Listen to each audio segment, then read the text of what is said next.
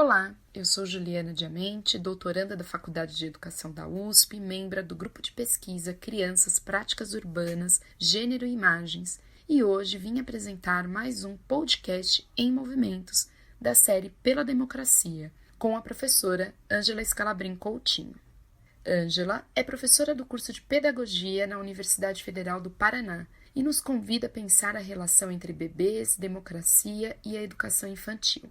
Nos lembra como tais atores sociais figuram no debate sobre democracia desde há muito tempo, e ao longo da sua apresentação destaca algumas questões. A primeira refere-se aos bebês como atores sociais relacionais, que possuem pertencimentos diversos e que incidem na forma como a democracia é vivida por eles, elas e pelas pessoas com quem compartilham a vida. Destaca também a interdependência negociada que estabelecem com as pessoas adultas e a importância da creche como espaço privilegiado de relações sociais, mas também de compartilhamento público de sua educação e cuidado. Além disso, para a professora Ângela, ainda que o reconhecimento de bebês como atores sociais de direito seja um importante ponto de partida, ele não é suficiente. É necessário que encontremos condições para que eles ajam socialmente. Na complexidade dos tempos vividos, que essa reflexão nos atente à responsabilidade de nossas escolhas, que impactam diretamente a vida de bebês, daqueles que já estão conosco e daqueles que virão. Que eles tenham oportunidade de nascer e viver em um país melhor. Ouçamos a professora Ângela. Olá, quem nos acompanha no podcast Movimentos, eu sou Ângela Coutinho, professora da Universidade Federal do Paraná, e pesquisadora do Núcleo de Estudos e Pesquisas em Infância e Educação Infantil, NEP. Eu estou muito feliz por estar aqui com vocês para tratar de um tema que tem me acompanhado nos últimos 20 anos, os bebês e a educação infantil, em uma conversa que coloca esses atores e essa etapa educacional no diálogo com a democracia. Bom, primeiro eu quero dizer que o tema é super importante e contemporâneo, especialmente nos tempos que nos encontramos, tempos de eleição, em que os bebês facilmente se tornam adornos no colo aí de políticos nessa disputa por votos.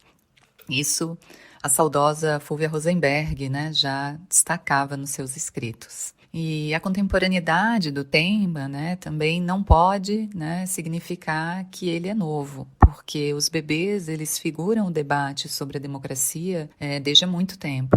Nós até podemos retomar aqui como um marco importante a inclusão na Constituição de 1988 dos bebês como atores de direito, que figuram a vida pública. Esse reconhecimento ele tem um lugar destacado quando a gente pensa nos bebês enquanto atores sociais, que para além do marcador etário, que inclusive é difícil de ser determinado, porque ele varia a depender do referencial que a gente mobiliza, se é do campo psicológico, da saúde, da educação, mas também entendendo o bebê como esse ator que possui pertencimentos diversos, pertencimentos étnico-raciais, de gênero, de classe, cultura, que incidem de modo direto em como a democracia é vivida pelos bebês e por aqueles e aquelas que compartilham a vida com eles.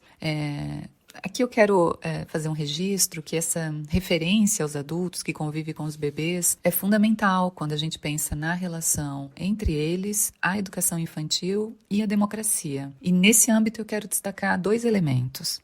O primeiro é que um contexto de democracia representativa, a gente sempre tem sujeitos, atores que representam outros atores. E nesse caso, quem defende os direitos dos bebês são os adultos.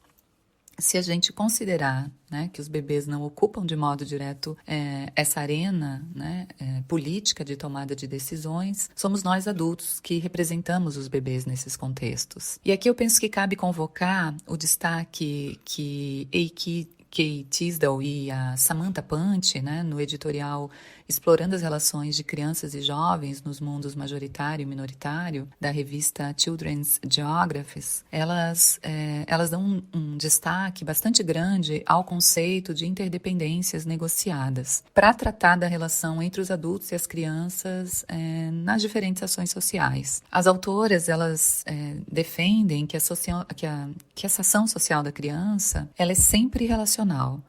né? E pensar essa relação a partir de uma interdependência negociada vai apontar, então, benefícios políticos e normativos do reconhecimento das crianças, e aqui eu diria desde bebês, como pessoas potencialmente participantes ativas e não como predomina, né, nos discursos científicos e no imaginário social, das crianças, especialmente dos bebês, né, como exclusivamente dependentes, né, e passivos. Então, no caso dos bebês, essa ideia de interdependência negociada, ela é bastante interessante, porque ela desloca o bebê do lugar da total dependência do adulto e o coloca no lugar de quem tem uma dependência relativa ao adulto.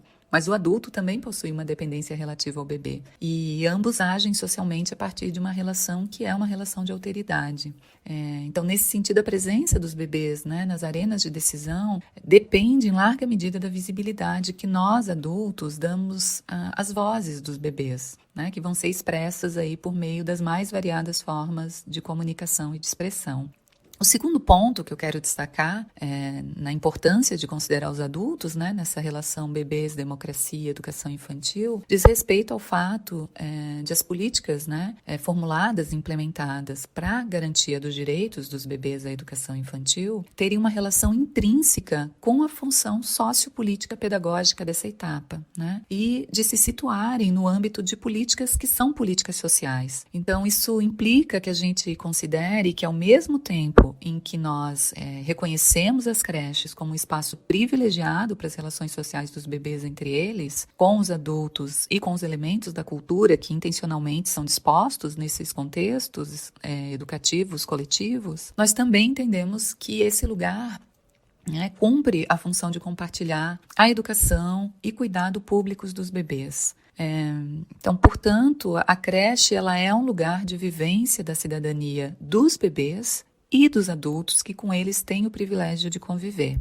Mas, como nos revelam, né, os dados, nem todos os bebês têm acesso à creche. Situação essa que, sem dúvidas, né, se relaciona à própria concepção de bebê, né, como um cidadão de segunda classe, tomando aqui emprestado o título do livro da Bushia Misheta, que fala do lugar da mulher nigeriana na sociedade dos anos 1960 e que dos cidadãos de segunda classe espera-se apenas a submissão.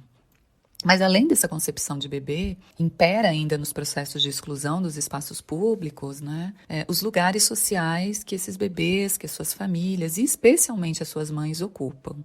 Como a gente bem sabe, são as crianças de 0 a 3 anos, né, que têm menos acesso à educação. Se nós olharmos os dados do censo escolar em 2019, né, apenas 37% dos bebês estavam matriculados em creche. Esses dados estão disponíveis lá no 4º relatório de monitoramento, né, do Plano Nacional de Educação. E após a pandemia, em 2021, esse percentual, que já é significativamente baixo, considerando que nós temos uma meta de ter até 50%, né, das crianças de 0 a 3 matriculadas na creche até 2024, mas no pós-pandemia nós ainda tivemos um recuo de 9%, né, nessa matrícula. Se a gente desagrega esse dado por grupo etário, os bebês de 0 a 1, como muitas pesquisas têm mostrado em diferentes municípios, são os que estão em menor número nas creches. Cruzando com variáveis como raça, a gente também vê que os bebês negros seguem sendo aqueles que têm em menor número, né, o direito à educação infantil assegurado, assim como os que se encontram, né, no quintil mais pobre da população e em regiões com maiores índices de desigualdades sociais e econômicas. Bom, eu preciso dizer então que, ainda que a idade, né, não seja um marcador definidor de quem são os bebês, né, tendo em vista que as suas experiências sociais são extremamente importantes, nós não podemos abandonar esse marcador nas nossas defesas em torno de um Estado democrático de direito para todas, todes e todos, desde bebês. Porque, como a gente tem visto, né, ter uma determinada idade no cruzamento com outros marcadores sociais constitui um dos eixos, né, de subordinação e de exclusão aí dos sujeitos, né? Então, a nossa defesa é que cada bebê e sua família tenha o direito de usufruir do acesso à creche, se assim o desejar, ou se essa for uma demanda a partir dos modos de organização, né, da vida, que têm sido cada vez mais exigentes, que os bebês encontrem nos diferentes espaços públicos tempos e espaços e relações que fortaleçam seus pertencimentos, valorizem as suas marcas identitárias, promovam encontros cuidadosos e afetuosos e reconheçam o lugar de potência dos bebês. Essa inclusão dos bebês, né, ela exige da gente uma ética da escuta, né, que é basilar para um processo democrático, né? E essa ética da escuta, ela tende a favorecer, então, todas as pessoas, né? À medida que a gente inclui os bebês, né? À medida que a gente tem práticas de inclusão das crianças bem pequenininhas, né? A tendência é que a gente favoreça todas as outras pessoas, né? Outras crianças e adultos, né? Porque para os bebês, essa relação com o mundo, ela vai se dar nos detalhes. Por isso que a nossa relação com eles é marcada, né? É sempre marcada, como bem nos ensinou a Fernanda Tristão na sua pesquisa, quando ela tratou da docência com bebês, que essa relação ela é sempre marcada pela sutileza, né? E essa sutileza ela perpassa o modo como nós acolhemos os bebês com a nossa atenção cuidadosa, né? Que é composta pela nossa disponibilidade, pelo olhar, pela escuta, pelo toque, pela garantia de condições, né, para que eles se expressem e vivenciem a pluralidade de experiências, né, que marcam a nossa existência humana e que é um direito dos bebês e que, portanto, ao ser assegurada a eles, né, também pode se estender, né, para os demais sujeitos que têm, como eu já disse, esse privilégio, né, da convivência com os bebês.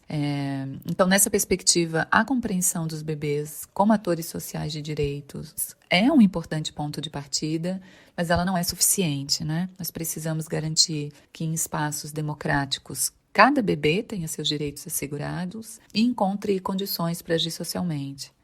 Porque é responsabilidade nossa, adultos, garantir que os bebês signifiquem o mundo e as relações a partir dos seus modos de se comunicar, de elaborar sentidos, né?